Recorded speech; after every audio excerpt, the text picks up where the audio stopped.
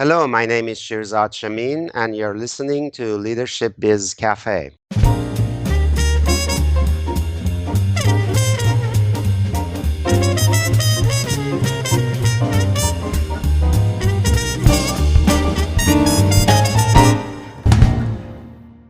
Hi everyone, this is Tavi Nasir, and on today's episode of Leadership Biz Cafe, I'll be talking with Shirzad Chamine. Shirzad is the chairman of CTI, the largest coach training organization in the world, which has worked with managers from most of the Fortune 500 companies, as well as with faculty from Stanford and Yale business schools. In addition to coaching hundreds of CEOs and their executive teams, Shirzad also lectures at Stanford University's Graduate School of Business.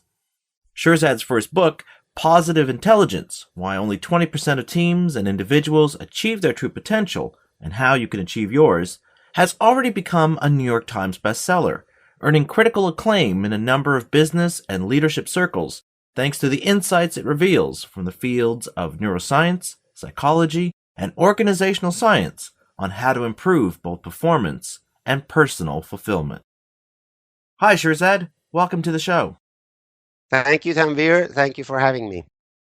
Most of us are familiar with the importance of IQ and EQ in leading today's organizations. Your book focuses on another element that you describe as playing an equal role in our ability to succeed, and that is positive intelligence. What do you mean by positive intelligence, and how does it impact our ability to be successful in our efforts? Well, let's start with the definition of positive intelligence. Your positive intelligence score is your PQ, and your PQ is the percentage of time that your mind is serving you as opposed to sabotaging you. Everybody has a PQ score from somewhere from 0 to 100, and it's based on how much time their mind is sabotaging them versus serving them. So immediately, I am starting with the premise that every single human being is at some level in self-sabotage mode, often without having any clue that they're doing so.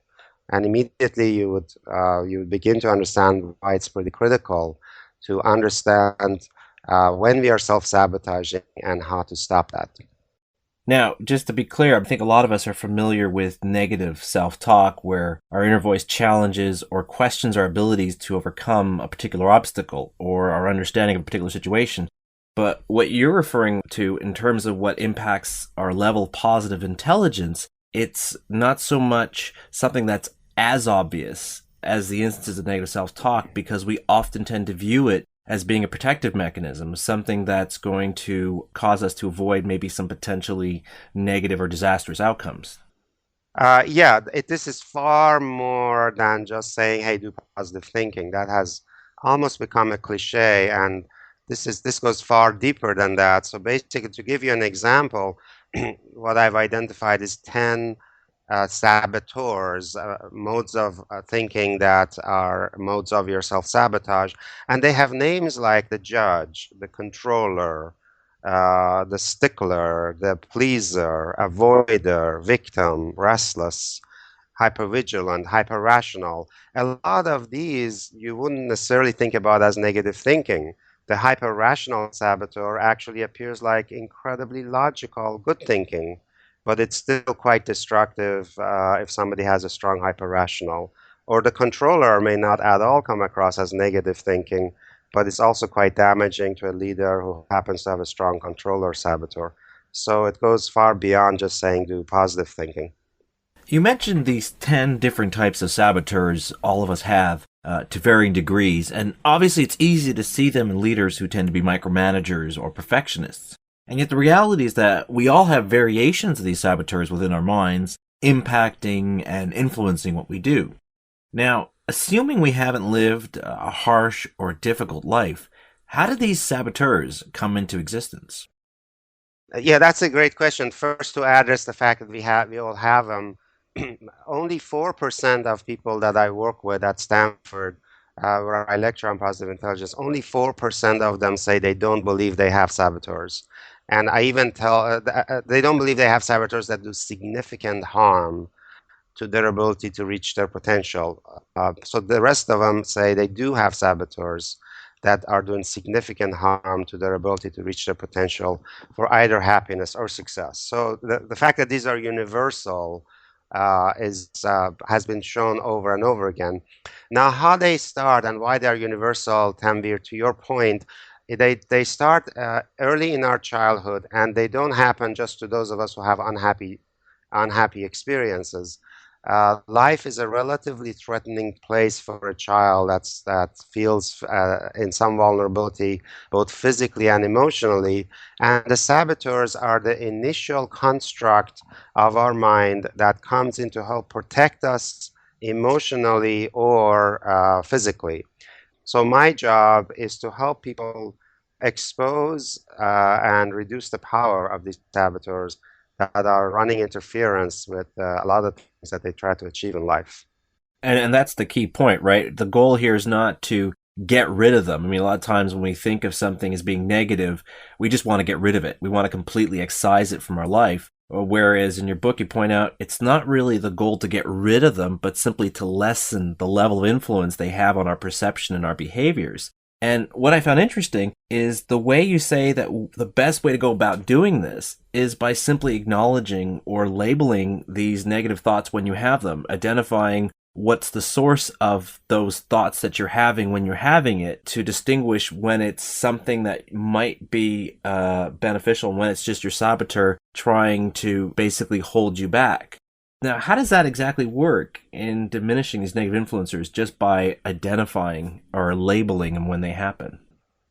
So you're exactly right that the key step is identifying them when they're happening. And the reason that works is that basically a lot of these saboteurs have pretended all these years that they are your buddies, they're your friend, and when they tell you something in your head, you should follow them. So the first step, the most critical step, is to identify these saboteurs and basically understand their thought patterns and emotion patterns and convince yourself that these are not your friends. The controller, the stickler, the hyper rational, the avoider, the pleaser, they have all convinced you that they are helpful for you. And you need to expose the fact that actually they aren't. What this allows you to do is that in real time, then when the controller or the victim, whatever, gives you a command in terms of how to interpret something or what action to take, then what you can do real time is say, oh, there goes the controller again. There goes the victim again. There goes my judge again. And in that moment, all I want you to do is identify that thought as the saboteur thought and then let go of that thought rather than follow it. And to just give you an example, let's say you have the judge saboteur, and let's say the thought that happens in your head. In the old days, you used to say, I think that I am going to fail tomorrow. That would have been a judge thought. But what I want you to be saying now is, oh, my judge is saying that I'm going to fail tomorrow. Just notice the difference between saying, I think I'm going to fail tomorrow versus my judge says I'm going to fail tomorrow.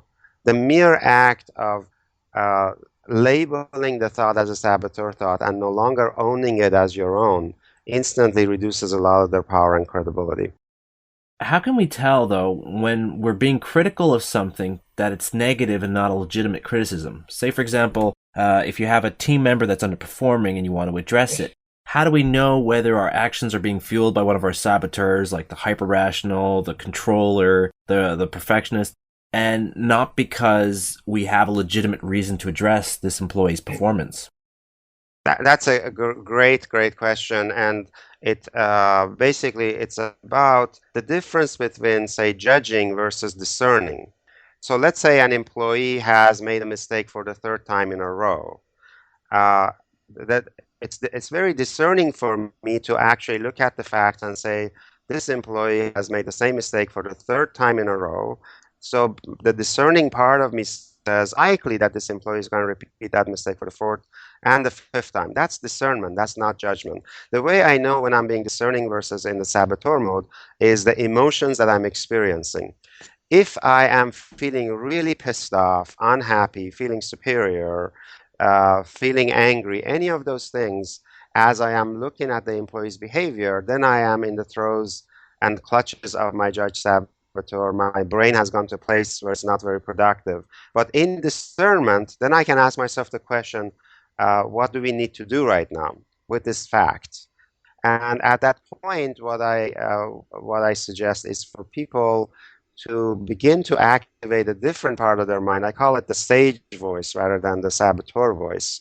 And the sage voice has five great powers that are mostly untapped in people. And you can take any challenge whatsoever and resolve it using your sage voice without any of the dramas of the saboteur. So, for example, in this particular case, the first question the sage always does is deep exploration and curiosity. What could possibly be happening here that has this employee repeat the same mistake for the third time? Maybe they're not getting enough corrective feedback. Maybe they are in the wrong job. Maybe they have the wrong attitude and they really are the candidate for being fired.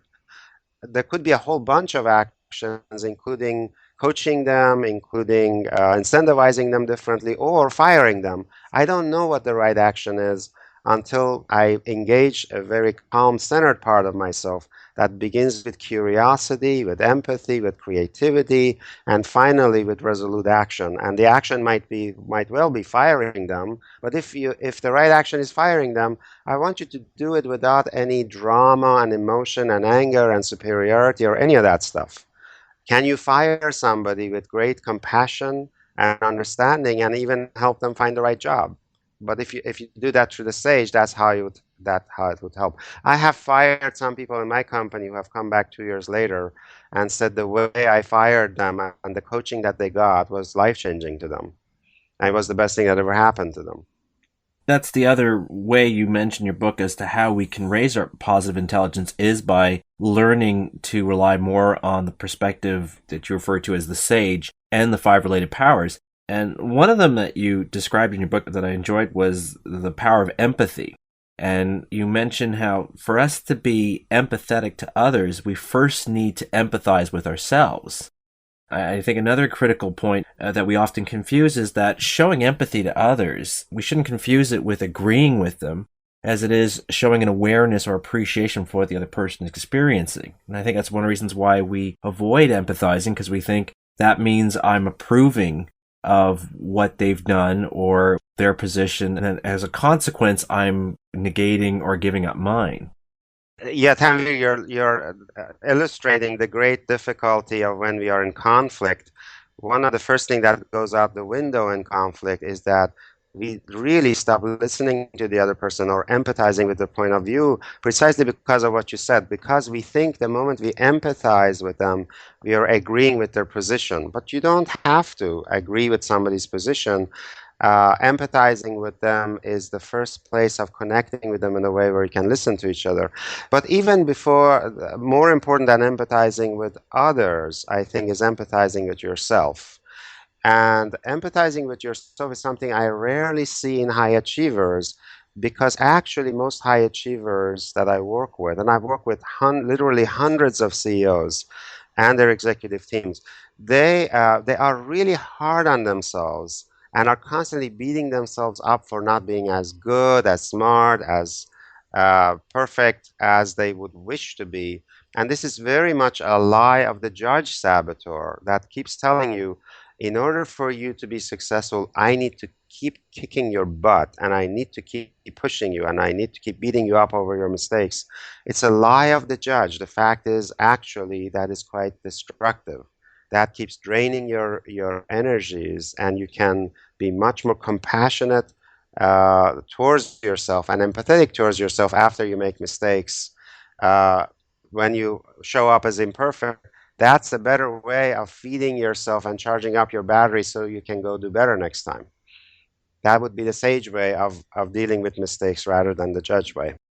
What's particularly interesting about the opposing nature of the sage and saboteur is that they're not only diametrically opposite in how they have us perceive a situation, but as you note in your book, they also have different physical locations within our brains. In many ways, this is similar to the challenge we see in today's workplaces, where there's this growing demand for us to be able to tap into our creative right brains instead of relying mostly on our analytical left brains.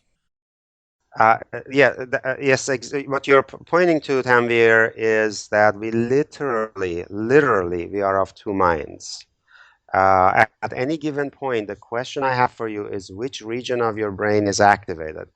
Unfortunately, about 80% of the time, most people are in what I call the survival brain activation. The survival brain has a lot of the left brain and the limbic system and some other areas of the brain that are focused on danger and surviving dangers. And all the saboteurs come from that region of the brain. And the problem is that that part of the brain was really built for running away from a short-term threat of a tiger in the jungle, running away from it. That was the job of that part of the brain.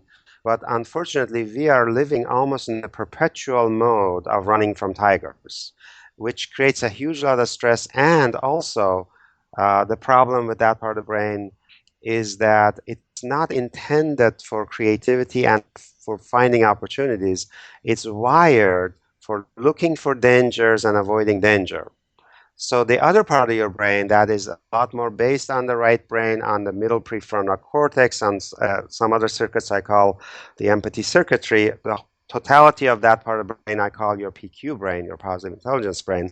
That part of the brain is where the sage voice lives, and it's far more in touch with powers of the sage, such as deep exploration, great empathy, great creativity. It's a part of the brain that looks for opportunities and seizes opportunities and creates out of box possibilities rather than just keep looking at signs of dangers and live, play not to lose, which is what the saboteurs do. This also ties into a number of studies which have shown that how we feel at a given moment or time has to do with which region of our brain is active and not so much the person or the situation itself, which is why you write about the third strategy for increasing our positive intelligence is by exercising what you refer to as the PQ muscles. Right. So now you're talking about the strategies for increasing positive intelligence. There's a strategy of just learning how to activate the PQ brain and quiet the survival brain. And it actually is relatively and almost misleadingly simple. The way you activate your PQ brain is for at least a period of 10 seconds, which is about 3 breaths. You want to shift your attention as much as possible to any of the physical sensations of your body. And it doesn't matter which physical sensation. So, as somebody is listening to this podcast right now, they can begin to shift to the PQ brain region of their mind. If they, for example, begin to feel the weight of your body on your seat. So if right now you begin to feel the weight of your body on your seat, or feel the back of the chair pressing against your back, or feel your feet on the floor, or even begin to hear ambient sounds you may not have heard until now, or begin to pay attention to your breath. There are 100 different ways, and a lot of them are fun ways that I write in the book. If you do that for a period of about 10 seconds, you get this muscle of the PQ brain being exercised once. And my recommendation is that you get about 100 PQ reps a day, have 100 instances where you shift to physical body awareness for about 10 seconds or 3 breaths. And that builds up a muscle strength that one day you see yourself going through a crisis at work, and all of a sudden you realize, wow, I am in the middle of this crisis. I am dealing with it and doing exactly what's needed to be done, but I'm not at any moment taken into this roller coaster. I'm feeling completely centered and calm while dealing with the crisis. That's a sign that you have developed your PQ brain muscle so that you are handling the crisis from the sage seat of the PQ brain rather than the saboteur seat of the survival brain. So now that we've discussed what positive intelligence is and how we can increase it, let's talk about it in practical terms. Specifically, how can this help leaders manage their teams better, and how can it help employees to do their jobs better? Well, the connection is huge. The book is written, the subtitle of the book is Why Only 20% of Teams and Individuals Achieve Their True Potential and How You Can Achieve Yours. So it very much goes to the fact that every single person working for a leader is a mixed bag and is only reaching a very small subset of their potential. They're a mixed bag of saboteurs and sage. And the way I redefine the job of the leader is, how do you create an environment where you bring out the sage in this person reporting to you and quiet their saboteurs? You're creating an environment where everybody's positive intelligence level goes up, and that then gets directly connected to how much of their potential they reach. In studies that I cite in the book, a sales person whose positive intelligence has increased to a high level, they end up selling 37% more. A leader whose positive intelligence has shifted to a higher level, teams reporting to that leader tend to perform 31% higher on average. So the impact on performance is tremendous when a leader is able to increase their own positive intelligence, which is a very important precursor for a team to almost automatically begin to shift to a higher level.